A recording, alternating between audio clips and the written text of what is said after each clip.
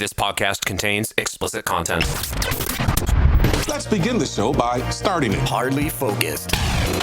This podcast is hardly focused. Ron, are you paying attention? Nope. Dissecting the news one tangent at a time. When there's nothing left to burn, you have to set yourself on fire.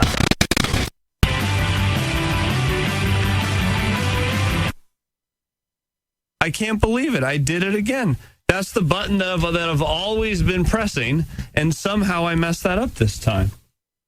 What is wrong? Well, you know what to do? Don't press that button. That is sage advice, my friend. For the rest of the show, I am not going to press that button. My advice to you is do not press that button. For anyone that's ever been in a radio station before, it is a cornucopia. It is a buffet. It is an all-you-can-eat. It's just lights and buttons. And I've done Saturday shows. I've filled in and done the breakfast show. They're the same buttons, though. It's I know, and that's the button I always hit.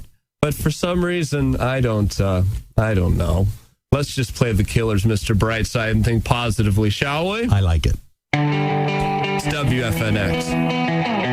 Oh, no, now I'm back at the Airborne Toxic event, which is a fine song, but I said I was going to play the Killers, Mr. Brightside. I think we're learning a valuable lesson here today, that I cannot do the morning show and board op at the same time. But at least we learned that on the first day.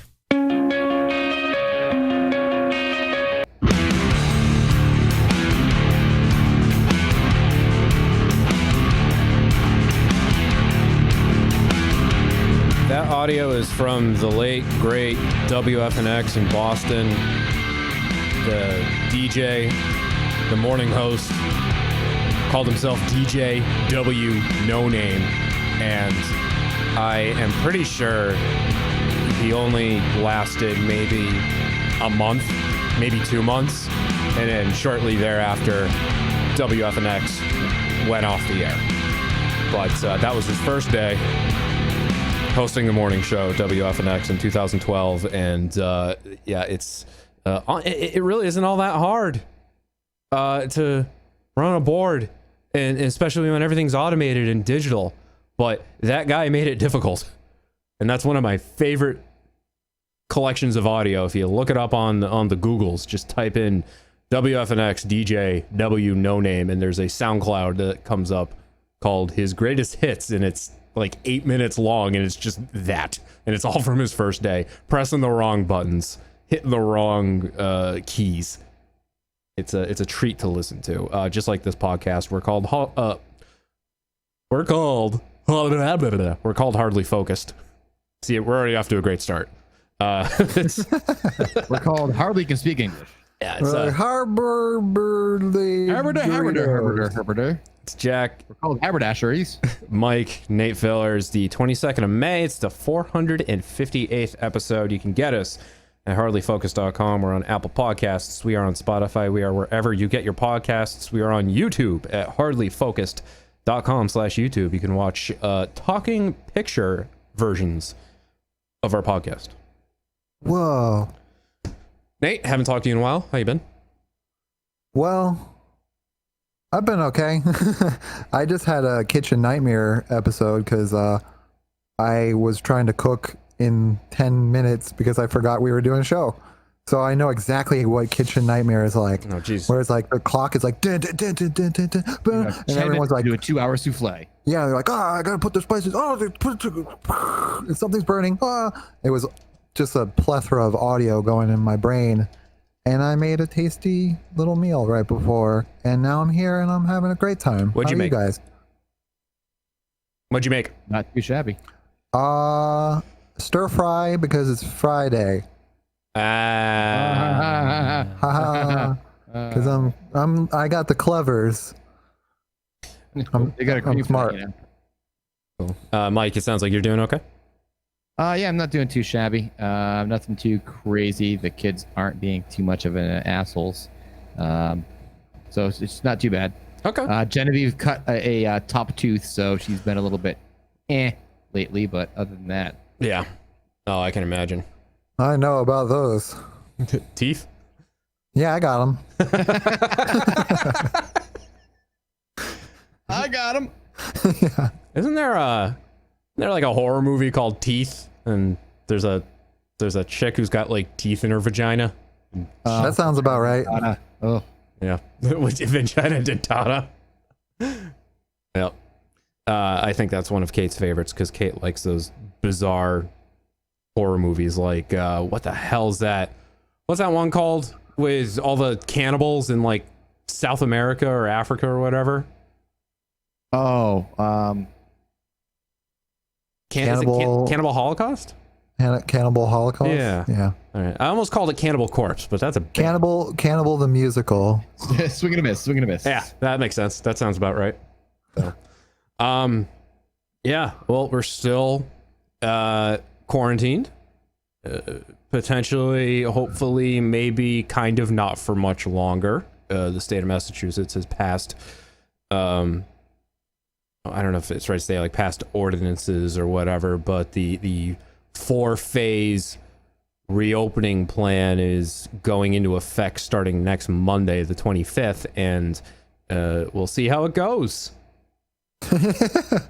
I like that. That's the attitude because I have that too. I'm like, well, I guess we'll just see how it goes. Yep. It's not like, oh, I'm optimistic or like I think this is a bad idea. It's just I just have to wait.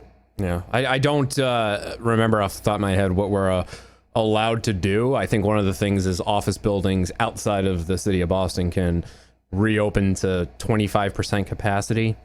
But that's at the same time also up to the discretion of the business owners. Case in point, the company I work for, which shall remain unnamed, has told us, just don't come back. Yeah. You know why? And my company is also basically saying that as well. Is they're like, we're not going to open it up and then shit goes sideways.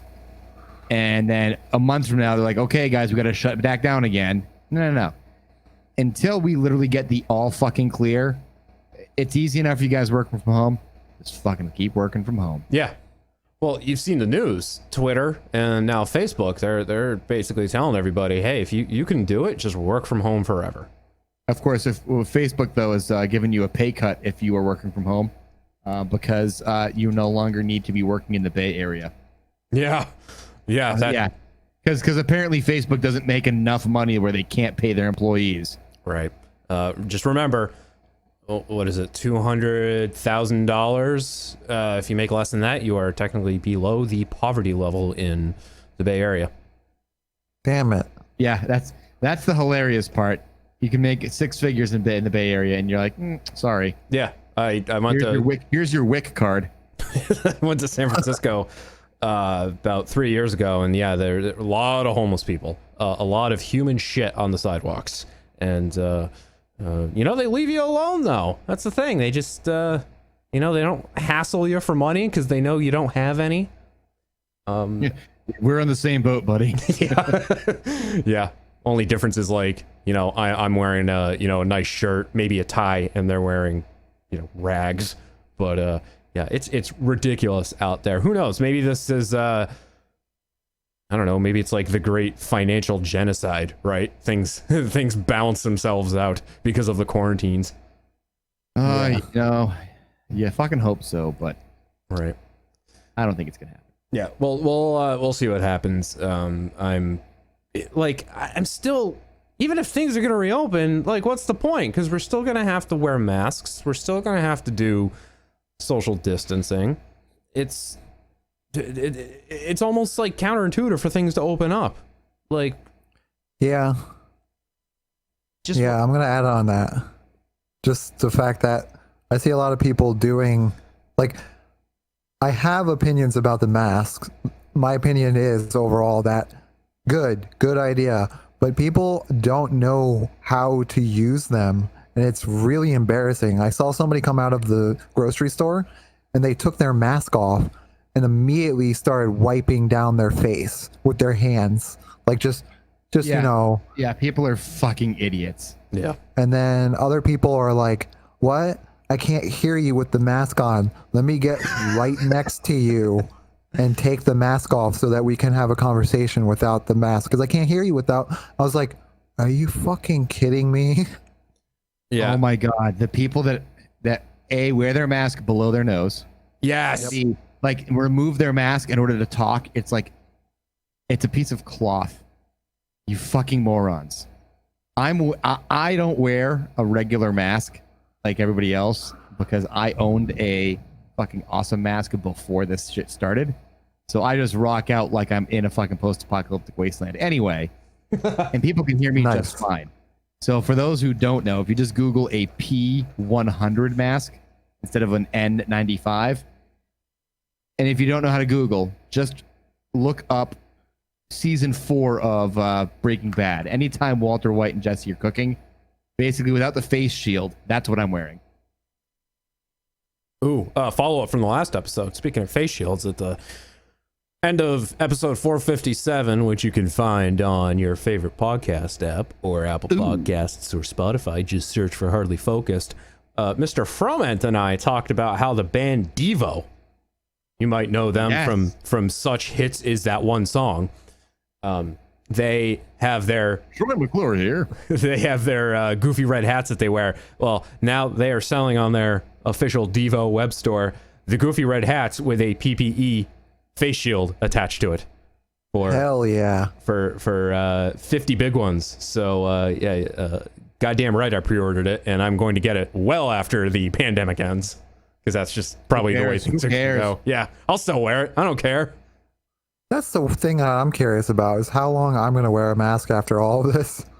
It's so interesting that like America's so anti-mask and all these other countries are like, yeah, we've been wearing masks all the time and we don't care, and we can go around in our day, we can talk to each other, and they've had that lower incidence of like secondary like infection because everybody's already used to wearing masks. Right. They're like, you're taking away my freedoms, Mer, Karen. Yeah, what the hell is up with that? It's not even like a good argument. They're like, No, it isn't, because they're fucking morons.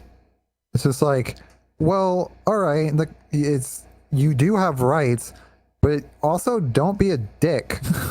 it's pretty You have easy. rights, but you have responsibilities. Yeah, exactly. I don't know. We're going to talk later on in this episode about a confrontation that happened at a Costco, where one person in the Costco refusing to wear a mask and was filmed trying to stand up for themselves and failing miserably. And that's the fun part. It's all these assholes are fucking morons, and they can't get out of their own argument's way. Right. Yeah. Yeah. Well, The only thing he was missing was an AT-4 rocket launcher in his back, ordering a Subway there, you know? yeah. Morons. It's just the way things go now. I mean, I don't want to get into too much detail here, but it does hurt me whenever I see read the stories in the news about people who actually lose their lives because of these psychopaths that just don't want to wear a mask. It's ridiculous. It's the simplest thing you could do. Just wear a mask. I'm not a fan of the 100,000 people that have died, but I am a fan of Schadenfreude when the people that are protesting wearing masks die of COVID. Oh, yeah. And I don't care. I don't care. Put me on blast. Put me on the fucking news saying that I take pleasure in the fact that you're a fucking asshole that deserved to die because you couldn't take a simple fucking thing and put it over your goddamn mouth. Indeed. Yeah. Freedom. Brr, brr. The problem is in their last moments, they wouldn't even admit that it's their fault. They would just be like, it didn't do anything. There's goddamn doctors that are like, I had to tell somebody they had COVID, and they told me that I was lying to them. What? Oh God, that's crazy. Yeah. I'm sorry, I'm gonna treat you for COVID. No, that's fake. You're lying to me just to make numbers up. Sir, you're gonna have to go on a ventilator, and you might die. No, you're lying. Yeah, I default to my previous reaction of what? Yeah. Yeah. I'm just continually amused when I see the stories on Reddit, for example, where the naysayers, those who go on social media and denounce coronavirus as a hoax devised by the Democrats or what have you. Bill Gates. Don't forget Bill Gates. Oh yeah, 5G, the 5G towers, yeah. antennas, and then they then post days or weeks later about how they have COVID and they're suffering from it. But they have no, the thing that irks me the most is they have no remorse. Like they don't admit that they were wrong. So we call that, what was that, Darwinism? Yeah. Yeah. So survival of the fattest. That's how it goes. Yep. Here's a quick one for you. We'll go to, we'll go online for this one. Remember Club Penguin? I do. All I remember about that is it was just, well, it doesn't exist anymore, but I think it was it just all like hackers, or it was like a digital cacophony, basically. Yeah. Well, I know a little bit about it because my girlfriend really likes it because it's simple, like a simple game. I think it went under and then somebody else like rebooted it up or something. Yeah. That's basically all I know about it. I guess you're a penguin. Well, it's like a breeding ground for the petri dish for pedophiles. Yeah. So, according to VG247.com, Disney puts an end to unauthorized Club Penguin online after it becomes a haven of explicit, quote-unquote, penguin e-sex. Oh, yeah. I'm not surprised. Not just e-sex. Penguin e-sex. Is there any other kind? All I can think of is Newt. Article says here, Disney has put the final nail in the coffin of Club Penguin Online, one of the largest unofficial fan servers for the casual multiplayer game. The server was shut down this past Friday following a Digital Millennium Copyright Act takedown from the Walt Disney Company earlier in the week. This follows an investigation by the BBC, which found that users of the online social network, most of whom are children and teenagers, were being exposed to explicit sexual and racist messages. One man has since been arrested on suspicion of possessing child abuse images. Yeah, great. So here's some trivia for you. Some trivia. Mike, be sure to drop this beat when you can do your trivia nights again. Next year, yeah. So when you have the online children's games, because they do have MMO games that children can play, you can't actually put like chat, where you type your own chat. You can't put that in the game. Because people immediately are going to be like, fuck, cock, bag, ass, dick. Yeah. Yeah, it's called COPPA, I believe. And it's if you have a game like this, if you develop a game that is geared towards children, that has a multiplayer online element, and if it has chat in it, it has to be pre-written canned messages, and I think you have to limit it to like 4. So like hello, goodbye, thank you, something else. So that's weird that they don't have like a system where it's like they can just filter out words. Because I mean, a lot of games that I play, people have get creative. that. Come on, you know that. Well, yeah, I know that, but like, there's a lot of games out there that have that where it's like you type in like fuck you, and then it's just like it just says like screw you, or it just says fudge like, you. I'm an immature person. Like it like fills in certain things. I know it did it with Overwatch. Yeah, well, you type in like things, and it's like I'm a sore loser. Yeah, well, if you type in GGEZ, then it automatically like it there's like a dozen canned like messages that it will post. I'm handling insecurities or something like that. My mommy says I shouldn't suck my thumb. Yeah. Or my favorite is it's the most straightforward one. It's like, gee whiz, great game, fellows. Let's do it again. And I kind of love it. And when the folks who are new to Overwatch don't realize that that's the canned messaging, and they respond to it in all sincerity. Yeah. So yeah. One of the the last part of the article here, one of the first social networks specifically aimed at children, Disney's Club Penguin launched in 2005 and saw more than 200 million users at its peak. The original version of the site features content filters and human moderators to keep inappropriate messages from being shared. However, following its closure in 2017, unofficial clones of the site began to rear their head, and many of these disabled the original content filters. The BBC found that moderators were no longer removing racist content, and players were engaging in, quote, penguin e-sex. Oh, okay. That's So what I what was you're talking saying about. is Yeah. we need to have a Clough Flanguin account now? Just it'll come up, Yes. it'll pop up again. It will come back. That just sounds dirty, what you just said. Some black market, black Yeah. dark web, whatever you call it. That's Welcome to Club Penguin. Ooh. I don't know. I agree. Just go on 4chan.